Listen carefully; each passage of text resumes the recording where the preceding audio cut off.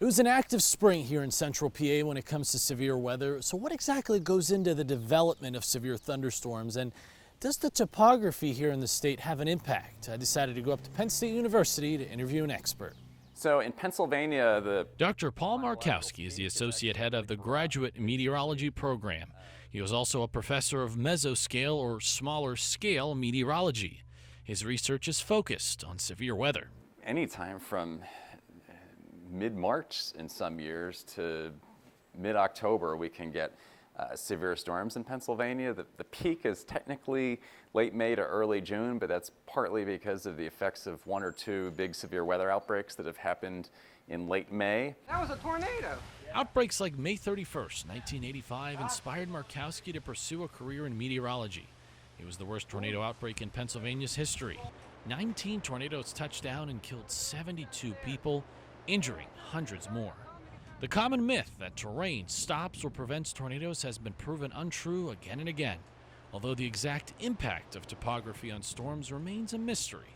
Partly depends on how tall the terrain is. It depends on things like what time in the storm's life cycle it interacts with terrain, or what's the wind direction relative to the terrain versus the storm motion relative to the terrain. And those things sometimes are the same, sometimes they're not the same. So it's really hard to generalize. Some cases, terrain certainly weakens storms. In other cases, terrain can enhance storms. The tornadoes in Mifflin and Juniata counties back in April came from the same series of thunderstorms that moved parallel to the mountains. Multiple ridges lie between Lewistown and Krause, the location of the confirmed tornadoes. On April 14th, several tornadoes were confirmed in the northern half of the state, where hills and mountains are quite common. In other cases, though, terrain can act as a barrier to thunderstorms.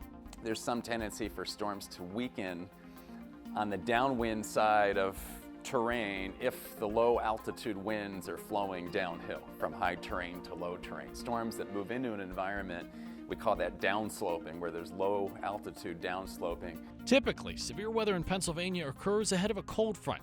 Warm, moist air surges in from the Gulf, and if there's sufficient wind shear or changing of wind with height, storms will organize and in some cases go severe. If there's a warm front nearby, this can act as an additional source for shear or spin in the atmosphere and can lead to an enhanced tornado threat. Tornado detection in the lower Susquehanna Valley remains difficult due to radar limitations. National Weather Service Doppler radar scans the sky at an angle, meaning the further away you are, the higher up the radar beam goes. Unfortunately for us, the closest radar to Harrisburg is over 70 miles away near State College. Being in a radar gap means we miss out on some key low-level features. We really can't see anything going on in the atmosphere below 8,000 to 10,000 feet.